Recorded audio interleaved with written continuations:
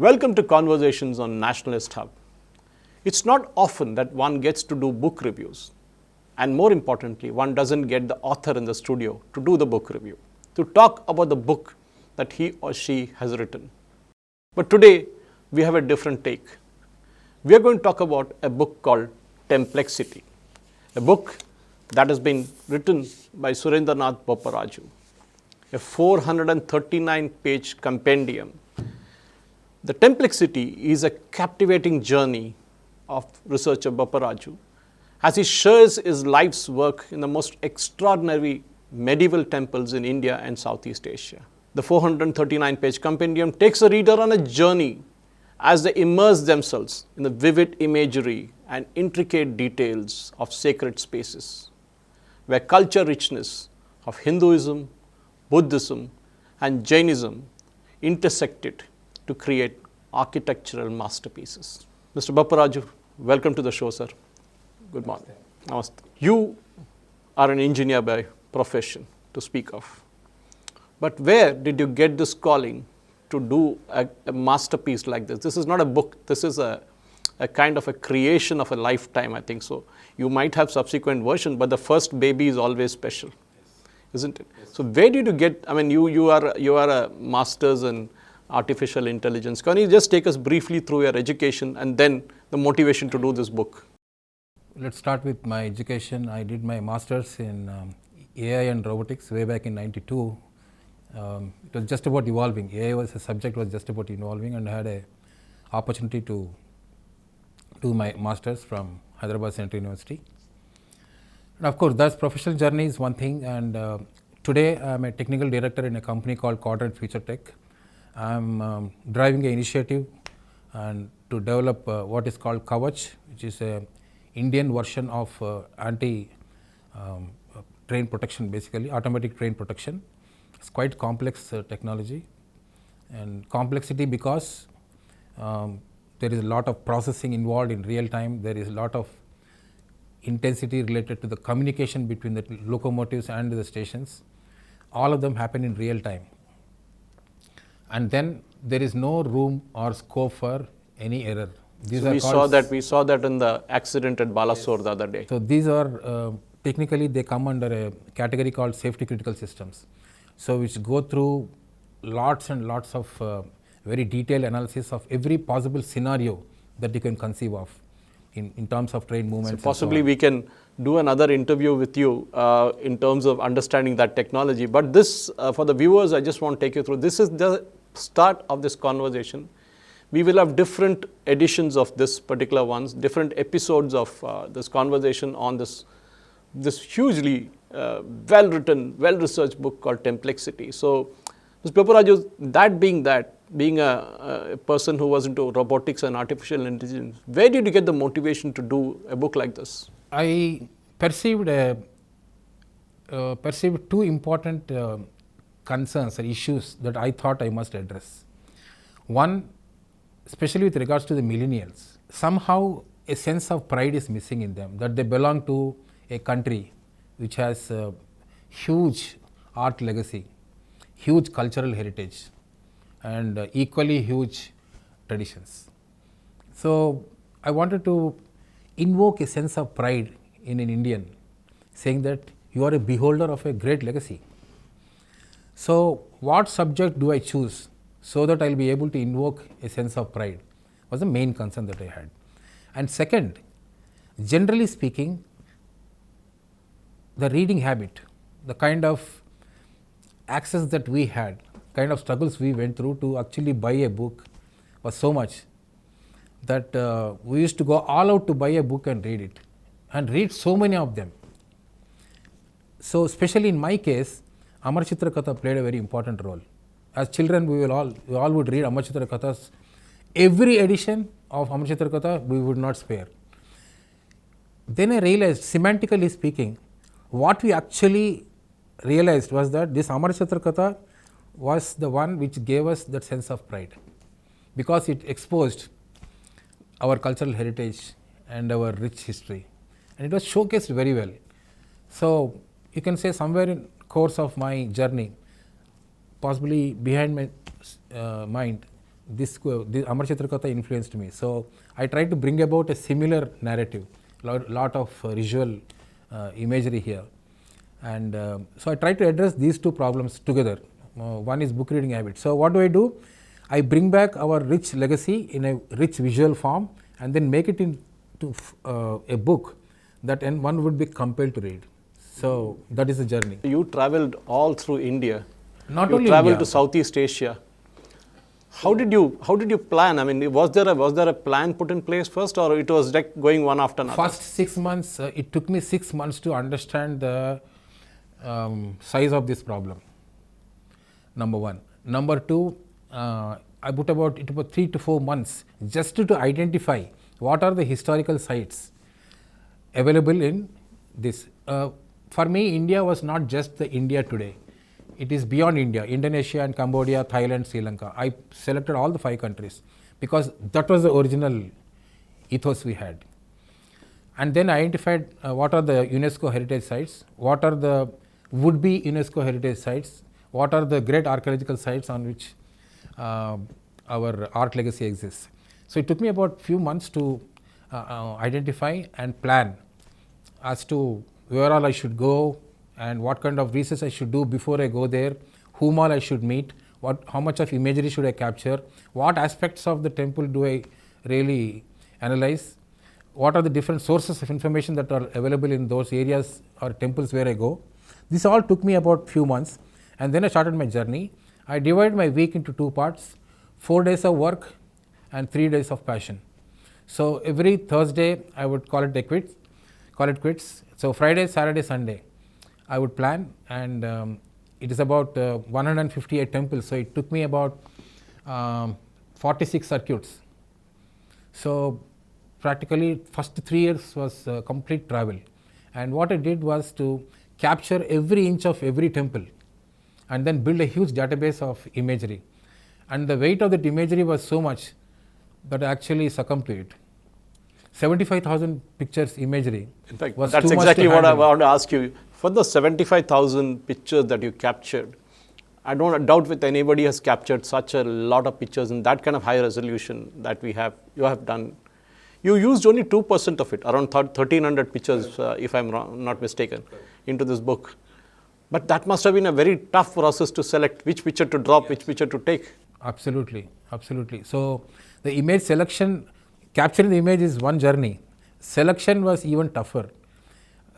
So I applied a criterion saying that depending on the artistic wealth that exists in those temples, on a pro rata basis, I selected the imagery. If there are a large number of thematics existed in a particular temple, then that temple will get higher preference, or that particular view of the temple will get higher preference. And normally, I did not take a conventional approach of a front view or something like that. I tried to capture that view which will present the temple in incomplete. So selecting you rightly said, selecting one image out of 30 for a cover page like this was tough. I had to answer myself as to why I ignored other 29. In fact, that's exactly I should have asked you at the start of the conversation. Why this title called Templexity? Can you just explain it to our viewers? Yeah, when I began the journey, the first temple I visited was Konark Temple. And then on day one, I was just going around and looking at all the engineering aspects of the temple as to how big it is, how large. Generally, as an engineer, I keep getting these questions in my mind. What do I measure? Whatever I can measure, I want to measure. So what number of stone blocks used, type of stone blocks used, is what type of folding technique did they use, how did they manage to get this stone from, where did they get the stone from, how many people would have been involved in making this temple, what is the main deity, why did they choose Surya as a main deity. I mean, there's so many questions that, and when it comes to art, I ask what is the significance of art. Suppose for a moment I remove the deity from the temple. Is there anything else in the temple? Yes, there's everything in the temple. As the days progressed during my journey, I realized temples seem to convey something else, not just about faith. If it is only about faith, you don't need a huge structure like this. So there is something more to the temple, and as I progressed day to day, I realized that there are so many things that sculptors wanted to convey. Then I realized they are conveying everything about the nature around them, they conveyed about the women in the societies, they conveyed the engineering skills, the artistic skills, the kind of dresses they wear. So as the days progressed, I realized there is something more in the temple than just faith. And then when I tried to make notes of it, I realized there were 13 different dimensions to a temple. 13. The 13 different dimensions I realized. And then said that means temple is presenting us many more complexities than just faith. So I said, okay, the subject is a temple and then complexities. I want to bring these together. So found this title. Just actually, you did a very detailed, comprehensive analysis of temple architecture, design, and decoration, reflecting the collective wisdom of those extant societies at that time. The period you're talking of ranges from thousands of years. 350 BC to 1730 AD. Yeah, you took Mesopotamia and the Greek and the Babylonian civilization on one side, and you arrived at the Indian civilization on the other side. What are the kind of differences did you observe when you started, and by the time you ended this entire first edition of your book? My initial thought process was that the Western civilization had much superior and richer heritage and culture. That is the opinion I had when I began my journey. But when I completed the journey, I realized the vice versa was true. So the Oriental aspect, capabilities in terms of the sculptural finis or ability to achieve a high degree of compaction in a given space, and the ability to create new toolkits so that you can realize a particular feature. You want to realize a hairline feature, you want to realize a very eyelid-like feature. So, and type of ornaments that were shown on the sculpture. If you want to realize a specific feature, you need a specialist kit. So challenge is not using the kit there. Challenge is to design a toolkit so that you can realize a feature. So this is what I mean by complexities. So Templexity is complexities of the temples other than faith. Because there are, when you look at construction of temples, there is deities as you spoke of, there is jewelry for example, there are dresses which are all carved on stone. Now each temple obviously would involve thousands of people who worked there. And unlike the modern designs that we see when skyscrapers are being built or huge buildings being built, we have CAD drawings and all that kind of stuff.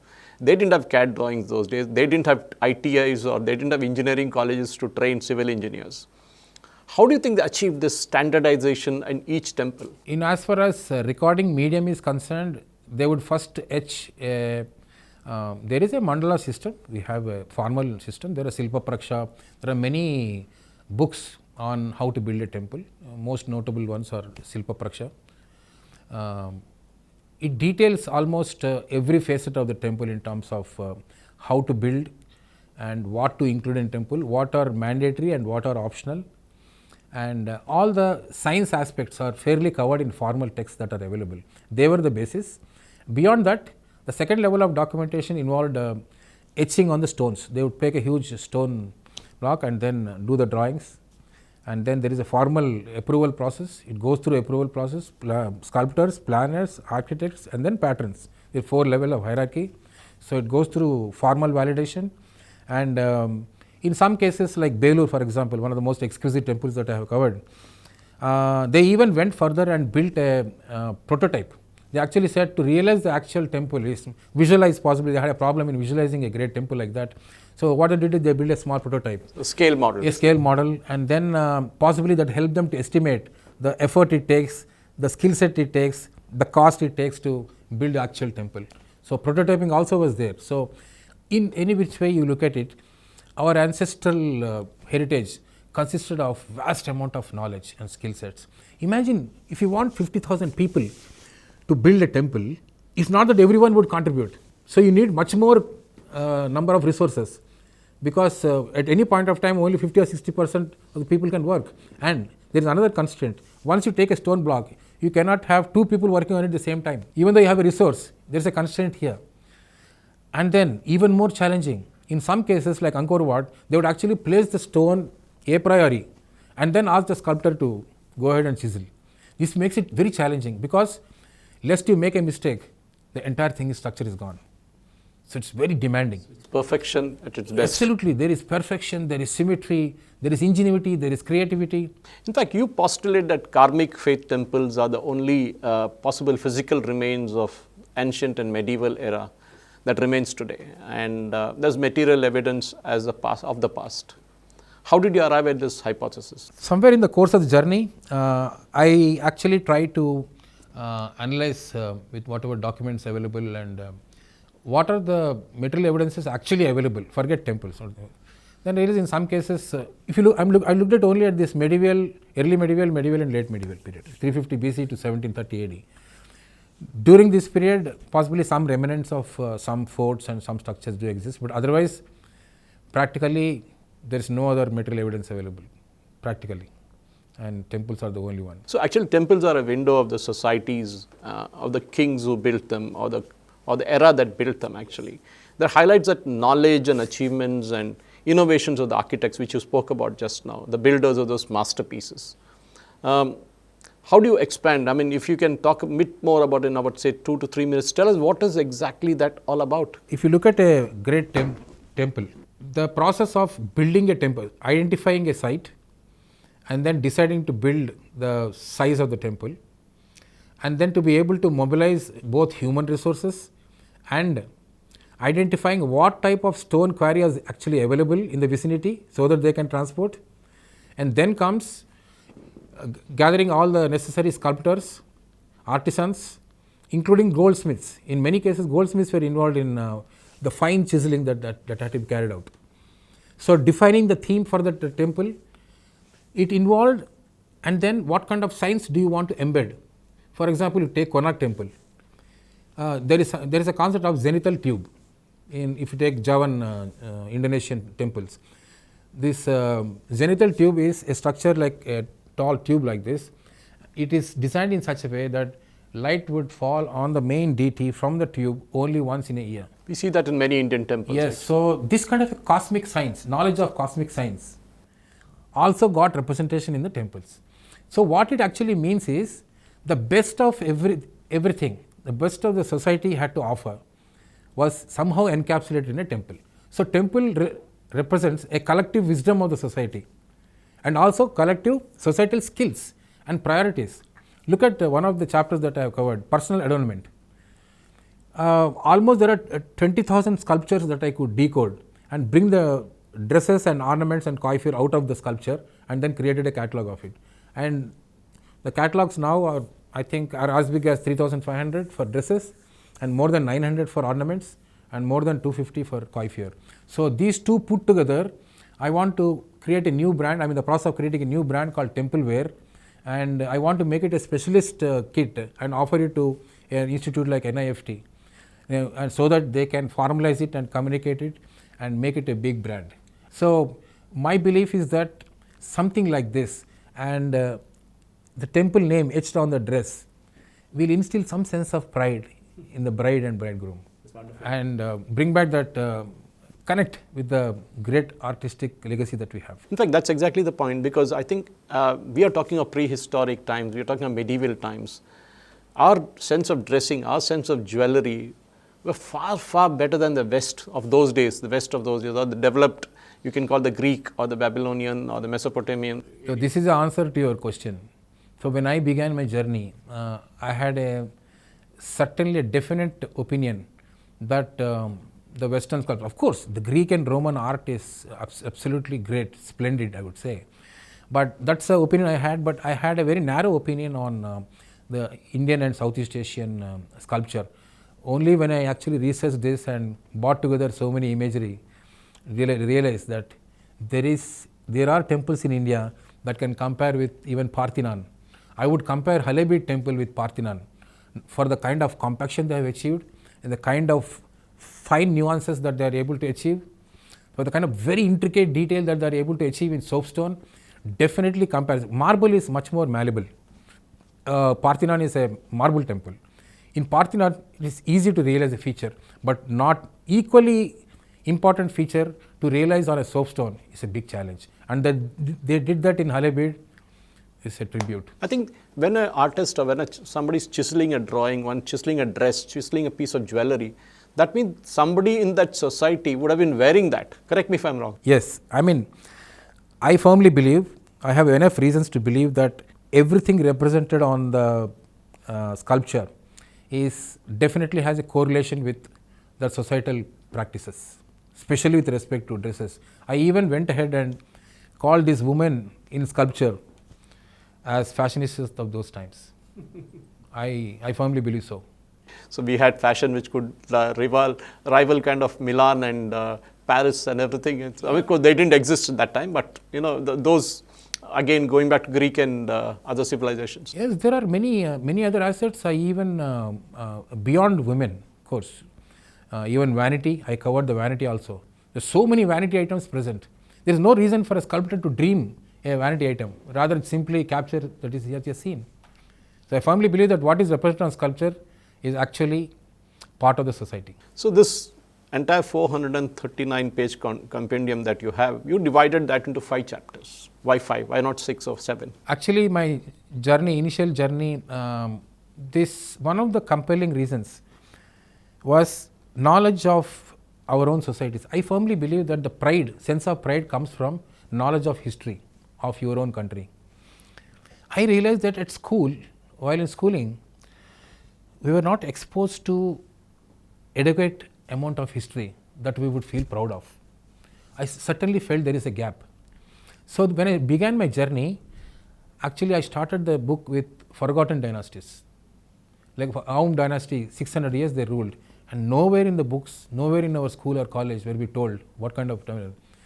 And we have so many rich dynasties. We have Rashtrakutas, Hoysalas, Chalukyas, Gurjar Pratihara, Chandela, Kalinga, Kakatiya, Pallava, Pandya, Maurya, Gupta. We have such wonderful dynasties.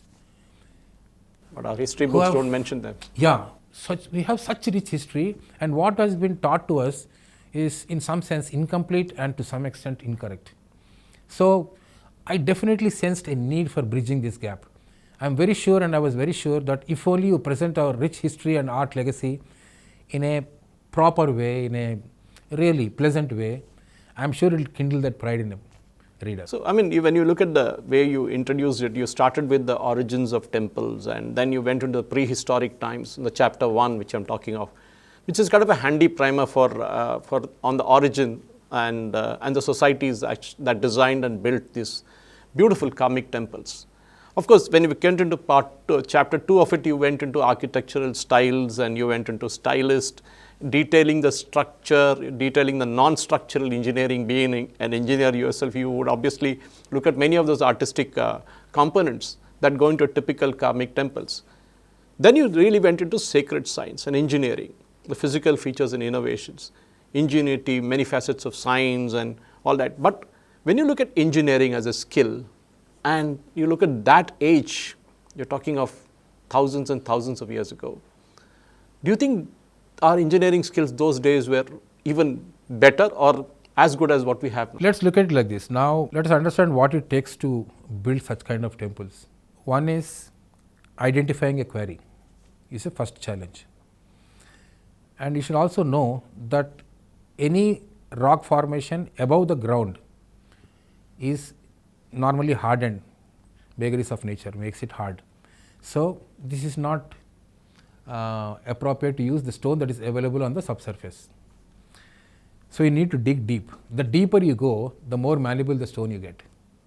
So all the temples that we see, medieval temples we built, were all built from stone that was dug deep from the earth. So going deep, so that it means the first challenge is to how deep should I go? How much of stone do I need for this temple? Angkor Wat uses 350,000 tons of 350,000 tons of stone was used in Angkor Wat temple. So much of scooping you have to do. It's not ice cream. It's hard stone, laterite. So digging this and then bringing them out and then transporting them to the site where you want to build the temple is the first challenge. Without adequate engineering sense, knowledge of engineering sense, you can't even visualize transporting such kind of stone masses. So bringing them to site is one thing. Next challenge is to break them. How do I break them into exactly same blocks so that I can realize my feature? So you had no machines then? No machines then. So they used to simply drill a small hole, put a wooden peg and water, and then wooden peg would expand over time, and then that will help them break the stone. So this is a technique that they use. Every challenge they faced, they managed to find a solution for it. How do I move stone blocks from Kulend Mountains to Angkor Wat site, 50 kilometers? How do I move? So they dug up a canal. And then they would put large wooden blocks on top of it, and then they put stone on it and ask elephants to move it forward. They dug up a canal system. The entire Angkor Cambodian temple architectures are surrounded by lots and lots of canals. After the temple work was done, this became an agricultural canal. So they would devise a canal if required to move logistics. Then comes the finer aspects. Now, the pattern is very clear. He wants to provide this thematic in a particular temple. So to realize a particular feature, you need a particular toolkit. So as a society, they had so much of knowledge of how to create tools, not use. So they would envision a feature and then envision a toolkit. I'll give you one example. It is very easy to make a straight hole. But when the hole is in millimeters, that's a big challenge, number one. Number two, there are many occasions where I saw curved holes, millimeter diameter, and then it is curved. To generate a curved hole, what kind of ingenuity should you have in your toolkit? Amazing. That means these designers, these planners and thinkers, they had not only access to substantial amount of wealth of knowledge in the society, and also people who practice them. Amazing, Mr. Surendranath Bopparaju. And this is the part one of the conversation, because this book is so huge, so huge. It's available on Amazon, if I'm not mistaken. Amazon, Templexity by Surendranath Bopparaju. And this is the first episode of this possibly a long conversation that we're going to have with Surendranath. And definitely over the next few days and few weeks, we will delve more into the depth of it. For example, we look at Oriental versus Occidental. Okay, there was gods and goddesses, mythological characters, for example, Kama in India, and then we had Cupid on the other side. So we will compare all those in the days to come, and we'll go more into the circuits that he has developed in the book. We look at major Indian temples, we look at temples in the Far East also, and come up with what promises to be a journey of a lifetime. Thank you for watching. Jai Hind. Please subscribe to Nationalist Hub English channel for more interesting videos, and don't forget to like and share this video. Nationalist Hub, it's a news revolution.